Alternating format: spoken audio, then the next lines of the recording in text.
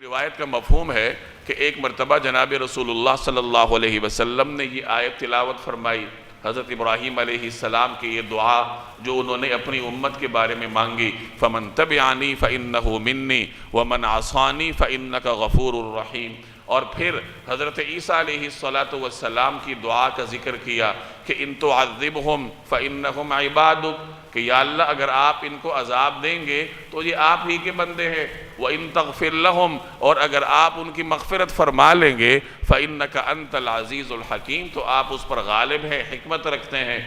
ان دونوں پیغمبروں کی دعا نبی کریم صلی اللہ علیہ وسلم نے تلاوت فرمائی اور اس کے بعد رونے لگے، ساتھ یہ فرماتے رہے کہ امتی امتی، کہ میری امت میری امت۔ تو اللہ نے حضرت جبریل کو بھیجا،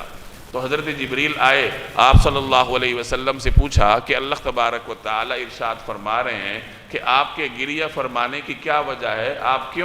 آپ پر گریہ کیوں طاری ہے؟ تو نبی کریم صلی اللہ علیہ وسلم نے فرمایا کہ مجھے اپنی امت کی فکر ہے۔ تو اللہ کی جانب سے حضرت جبریل پیغام لے کر آئے کہ اے حبیب، ہم آپ کو آپ کی امت کے معاملے میں راضی کریں گے، یعنی یہ جناب رسول اللہ صلی اللہ علیہ وسلم کی شفقت ہے امت پر کہ اللہ تبارک و تعالی نے آپ صلی اللہ علیہ وسلم سے یہ وعدہ فرمایا کہ ہم امت کے معاملے میں آپ کو راضی کریں گے۔ ایک روایت میں آتا ہے کہ ذن لا ارضا وواحد من امتی فی النار، میں اس وقت تک راضی نہیں ہوں گا جب تک میرا آخری امتی آگ سے نکل نہ جائے۔